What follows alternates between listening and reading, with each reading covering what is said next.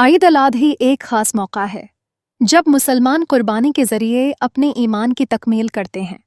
اس موقع پر بہت سا گوشت تیار کیا جاتا ہے، مگر اس کے ساتھ کچھ احتیاطی تدابیر اختیار کرنا بھی ضروری ہے تاکہ صحت کی حفاظت کی جا سکے۔ شروع کرنے کے لیے قربانی کے بعد گوشت کا صفائی سے استعمال بہت اہم ہے۔ قربانی کے فوراً بعد گوشت کو جلد ذبح کرنا چاہیے، اور اگر ممکن ہو تو اسے کسی ٹھنڈی جگہ پر رکھا جائے۔ 2 دن کے اندر گوشت کو فریزر میں محفوظ کرنا چاہیے تاکہ بیکٹیریا کی افزائش کو روکا جا سکے۔ گوشت کے پکانے کے عمل میں بھی احتیاط برتنا ضروری ہے۔ ہمیشہ گوشت کو اچھی طرح پکائیں تاکہ اس میں موجود کسی بھی ممکنہ بیماری پیدا کرنے والے جراثیم کو ختم کیا جا سکے۔ مثلاً مرغی اور مٹن کو پکانے کے لیے مکمل طور پر اچھی حرارت مہیا کی جانی چاہیے۔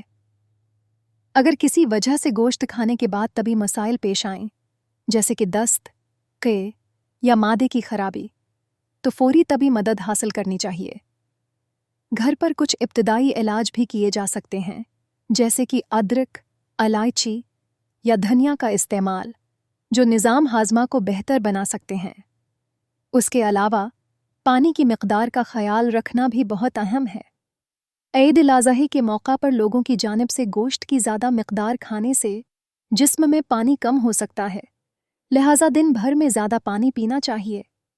اگر کسی کو گوشت سے الرجی ہو تو اسے فوری طور پر ڈاکٹر سے رجوع کرنا چاہیے۔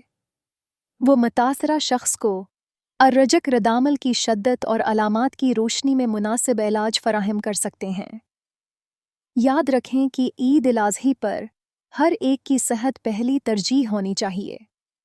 احتیاطی تدابیر اختیار کرتے ہوئے ہم نہ صرف اپنے آپ کو بلکہ اپنے پیاروں کو بھی محفوظ بنا سکتے ہیں۔ عید کی خوشیوں کے دوران صحت کا خیال رکھیں اور اپنی صنعت کی تکمیل کریں۔ اس موقع پر ہم سب کو ایک دوسرے کے ساتھ مل کر خوشی منانے اور ایک دوسرے کا خیال رکھنے کی بھی ضرورت ہے۔